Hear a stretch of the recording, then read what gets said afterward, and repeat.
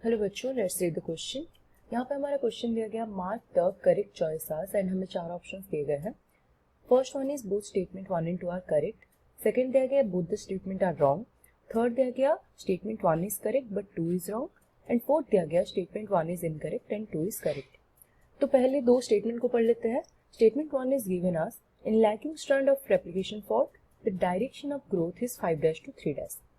Second दिया गया, इन leading strand of replication fault the direction of growth is around 3' to 5', but each discontinuous fragment grows in 5' to 3' direction।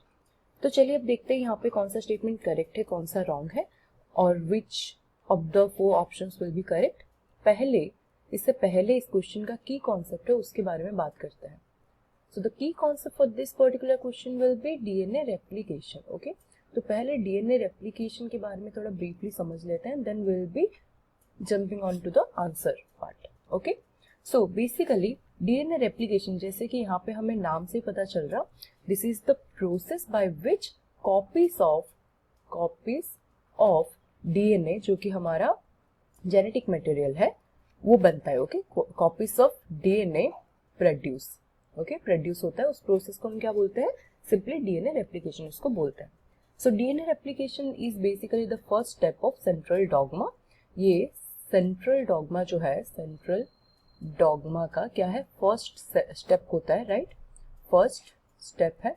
And अब अगर हम DNA replication को थोड़ा briefly discuss कर लें, देन DNA रेप्लिकेशन का जो स्टेप 1 है यहाँ पे, DNA रेप्लिकेशन का जो स्टेप 1 है यहाँ पे, that is the formation that will B formation of replication fork. So basically replication start होने से पहले क्या होता है, एक पर्टिकुलर जगह पे DNA अनजिप होना स्टार्ट होता है and that part is called as replication fork. So चलिए हम डायग्राम ड्रॉ करते हैं, then it will be quite easy for us. So let's say ये हो गया हमारा डबल स्ट्रैंडेड DNA। सो ये जो पॉइंट है जहां पे अनजिपिंग स्टार्ट हुआ, this point is basically called as the replication fork. यहाँ पे फॉर्म हुआ रेप्लिकेशन फॉर्क एंड ये फॉर्क मूव करता है towards this side and because of the moving of replication fork unzipping होता है किसका? डबल स्ट्रैंडेड DNA का। जो डबल स्ट्रैंडेड DNA होता है वो अनजिप करता है टुवर्ड्स दिस डायरेक्शन, राइट? अब ये दोनों स्ट्रैंड में से एक स्ट्रैंड होता है, obviously we know that strands are basically anti parallel to each other. DNA में जो दो स्ट्रैंड्स रहते हैं वो क्या होता है? एंटी पैरेलल होता है। इट मींस एक अगर 3' से 5' डायरेक्शन में रन कर रहा होगा, then the other one will be from 5' to 3' direction. एक अगर 3' से 5' हो एंड अनदर वन भी 5' to 3' डायरेक्शन, राइट? तो ये दोनों स्ट्रैंड में से जब रेप्लिकेशन होगा, वन स्ट्रैंड एक्ट एज, एक स्ट्रैंड क्या करता है? वन स्ट्रैंड जो होता है that will be our leading strand, वो हो जाएगा leading strand and the other one will be, other strand जो होगा वो क्या हो जाएगा? That will be our lagging strand. Okay, that will be lagging, उसको बोला जाएगा लैगिंग स्ट्रैंड। अब इन दोनों का मेजर डिफरेंस थोड़ा देखें अगर, तो लीडिंग स्ट्रैंड जो होता है, पहली बात तो वहां पे कंटिन्यूअस हमारा देखने को मिलेगा, continuous growth. Okay, leading strand में रहता है कंटिन्यूअस ग्रोथ हमें देखने को मिलेगा। ओके, वेयरएज लैगिंग स्ट्रैंड में जो ग्रोथ होगा वो डिसकंटिन्यूअस होगा। कंटिन्यूअस ग्रोथ हमें देखने को मिलेगा where in the lagging strand.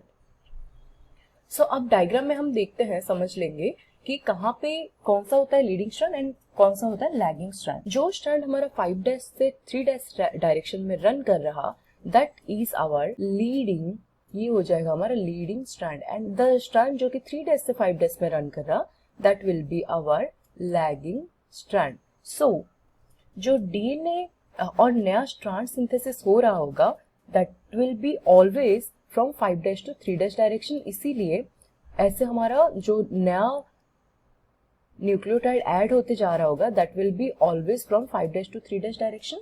इसीलिए लीडिंग स्ट्रैंड में ग्रोथ हमेशा क्या होगा? कंटिन्यूअस होगा, वेयरएज लैगिंग स्ट्रैंड में डिसकंटिन्यूअस ग्रोथ हमें देखने को मिलेगा। बट ये जो डिसकंटिन्यूअस फ्रैगमेंट्स होंगे उनका फर्दर ग्रोथ होता है फ्रॉम 5' टू 3' डायरेक्शन, क्योंकि नया न्यूक्लियोटाइड ऑलवेज ऐड होगा from 5' to 3' direction. Okay, so the growth will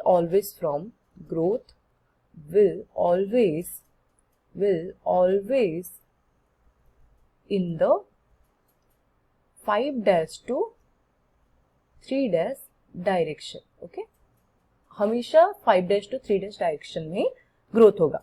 and यहाँ पे जो हमने देखा डिसकंटिन्यूअस ग्रोथ देखने को मिला हमें लैगिंग स्ट्रैंड में। सो ये जो डिसकंटिन्यूअस ग्रोथ के टाइम पे जो फ्रैगमेंट्स हमारे फॉर्म हुए इनको क्या बोला जाता है?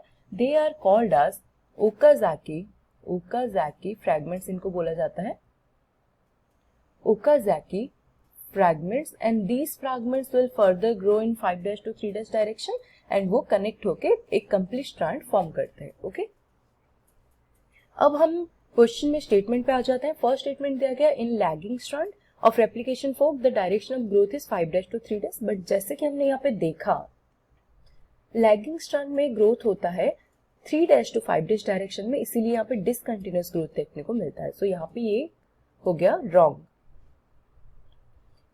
In leading strand of replication fork, the direction of growth complete strand is from 3' to 5', but discontinuous fragments grows from 5' to 3'. तो जो स्टेटमेंट दिया गया है this will be true for lagging strand, but यहाँ पे leading strand given है, इसीलिए ये भी स्टेटमेंट गलत हो गया, क्योंकि leading strand में ग्रोथ होता है 5' to 3' डायरेक्शन, बट lagging में ग्रोथ होता है 3' to 5' डायरेक्शन, क्योंकि ये स्ट्रैंड जो लैगिंग स्ट्रैंड होता है वो parent strand is from 3' to 5', इसीलिए ग्रोथ जो होगा वो इसी के अकॉर्डिंग होगा, राइट? इसीलिए यहाँ पे हमें क्या देखने को मिलता है? ओकाज़की फ्रैगमेंट फॉर्मेशन देखने को मिलता है। So according to what we have discussed both the statements are incorrect. तो सेकंड ऑप्शन हमारा यहाँ पे करेक्ट हो जाएगा, बाकी यहाँ पे हो जाएंगे wrong. So the correct answer for this particular question over here will be option number 2. I hope you understood it well. Thank you.